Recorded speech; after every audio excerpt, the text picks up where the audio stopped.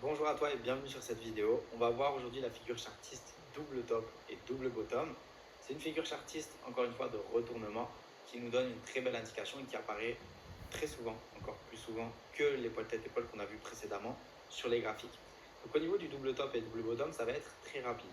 Pour le double top et double bottom, c'est souvent comparé à une figure qu'on appelle M pour le double top ou W pour le double bottom.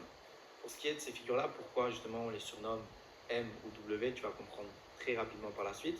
Le double top indique un retournement qui va être baissier et le double bottom indique un retournement qui va être lui plutôt haussier. Au niveau de ça, on a souvent ce qu'on peut appeler une évolution de cette figure-là. C'est ce qu'on appelle le triple top ou le triple bottom. Ça signifie qu'au lieu d'avoir deux sommets, parce que le double top ça veut dire deux sommets, et double bottom ça veut dire qu'on aura les mêmes sommets mais en bas, là on va en voir apparaître trois. C'est-à-dire qu'on aura trois sommets. Et ces trois sommets-là nous indiquent aussi un retournement baissier pour un triple top et un retournement haussier pour un triple bottom. Donc par rapport à la forme, c'est ce qui nous intéresse, quelle forme ça a, comment ça se passe, c'est pour ça que je vous parle de MW. Comment est-ce qu'on va voir ça? Le M et le W sont sous cette forme-là. En premier temps, pour le double top, on a très simplement, encore une fois, une ligne de coup. La ligne de coup, c'est la ligne noire que vous voyez. Le marché arrive pour le double top d'en bas, d'accord? C'est lors d'une tendance haussière ou d'un mouvement haussier généralement. Il va arriver à faire un premier sommet, taper sur cette ligne de coup, faire un deuxième sommet. Et là, on commencera à valider la figure. Lorsqu'on aura le deuxième sommet qui se crée, on commencera à valider la figure. Le marché, généralement, va passer en dessous de la ligne de coup, faire un pullback, et c'est là où on prendra position.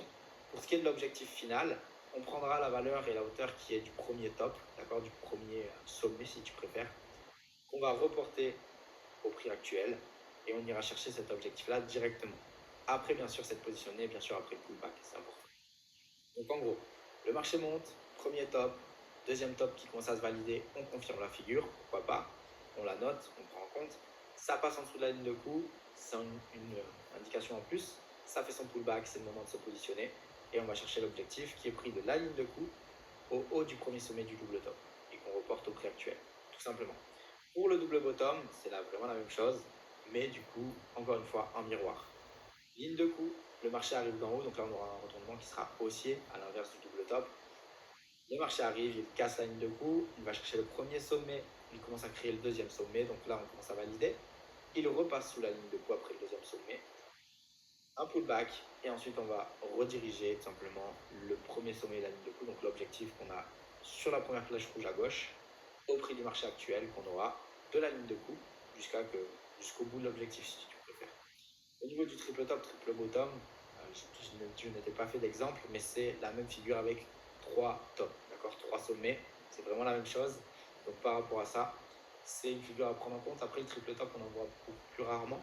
C'est vraiment le double top et le double bottom qui apparaissent très souvent. Parce que ça montre en réalité, lorsqu'un marché arrive une première fois sur un niveau et qui n'arrive pas à le passer, qu'il revient une deuxième fois, qui n'arrive pas à se passer, que justement on est sur une zone très très forte d'hésitation et qu'à partir de là, on peut bien sûr prendre et on va dire déterminer un billet qui va être baissier pour le double top et haussier pour le double top.